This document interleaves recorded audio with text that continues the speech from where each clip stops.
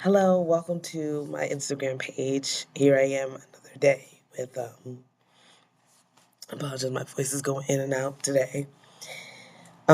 So I wanted to talk about the recent article that I saw. I believe it was the New York Times talking about how more special education teachers are using AI to create instructional tools and differentiate for classes. And um, I am wanted to share my thoughts about that a little bit because there's a lot going on in education about AI, and not only students using it, but teachers using it as well. Um, Looking at the details of the article, I think it was more leaning towards justifying the use of AI because as special education teachers, and I'll tell you guys, but for others who are not teachers, the workload is very high, and the expectations are not always clear. We're not always receiving the supports and the time we need to do our jobs effectively. Um, One thing I want to put out there about AI is that it doesn't replace the need and the yeah, it doesn't replace the need for people to actually know what they're researching, right? I see it as a research tool. And when you're writing prompts, I think they need to be really specific to a type of research methodology and strategies that have been proven to work in classrooms similar to the students that you are working with. Um, and also, it needs to be classroom tested strategies.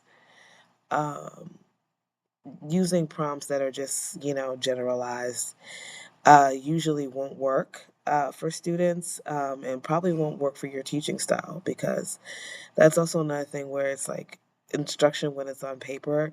It's like, do this, and then in actuality, the execution isn't there because maybe you haven't practiced it, maybe you don't fully understand the background research behind it, or if you've never seen another teacher do it.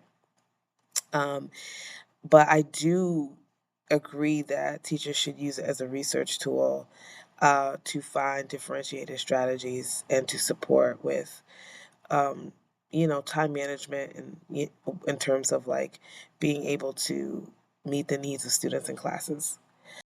In terms of the strategies that are required for IEP writing, because IEPs are such a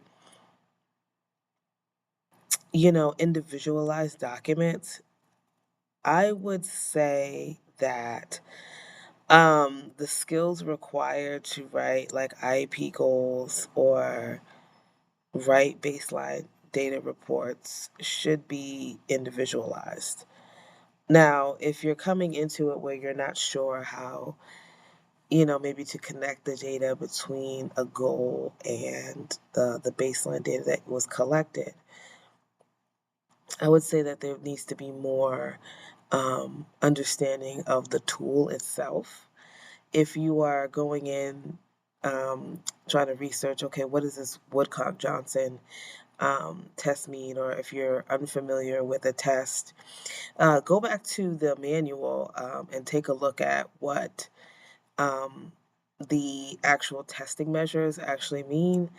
If you're needing some more support or trying to develop your ability to write um, these reports and baseline reports according to the information and data, by all means, develop yourself. AI is a great tool to improve your writing and improve your understanding of the data, but always make sure that you're checking the outputs. It is not a one size fits all. It is not a perfect tool to use. Again, I see it as a library of a resource, like going to the library and like picking up a book and being like, okay, how do I apply this? And also understand where that information is coming from. I believe with AI, you should always have a foundation by maybe attaching a template or attaching some kind of reference that is, ethical and also aligns with, research methodologies that are successful with the students that you work with, um, or attaching a goal template. Sometimes I use a very specific goal template for my students. Excuse me, that I like to use. So attaching that goal template will allow the AI to be like, okay, this is how I want it to be written, and then inserting the data into it and making sure that everything is cohesive. The writing of the current performance levels is clear and precise. And then also writing kind of summary data. One of the things is that I, struggle with is articulating what data I collected and where students are to actually during the meeting discussing it with families, because it's a lot of technical jargon. There's a lot of things that they might not understand about how we teach academics at our school or what kinds of data I'm using. So one of the things that I like to use is basically after I collect all of my data, being like, how do I simplify this language? How do I explain it more clearly? And then also articulating that in other languages as well, because I teach at a multilingual school. So being able to have that access to basically being able to make it um, kind of conveyable to other, families and other people on the IEP team is really important, because we underestimate how technical it can get in special education. So those are some of the things that I like to use, just for a little recap here. So I think that we should be careful with how we use AI and make sure that we're using research-based resources and strategies before we decide to use it. Know them fully, right? Read the text, read the manuals, read the information prior, so that you're familiar with the output. The second thing is make sure that you use templates that are shown to match the needs and the accommodations and everything associated with the student's individual IEP.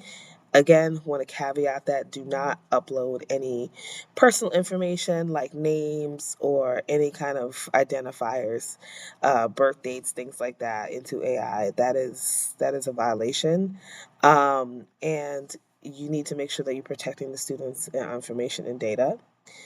Also, making sure that you can use AI to convey information in a to your audience during your IEP meeting, and creating a style and language around that. So those are my little tips out here. I will be coming back hopefully with another video today about what I prepped for my small group and what I prepped for inclusion. So stay tuned for that. Thank you so much for watching, and I'll see you again. Bye bye.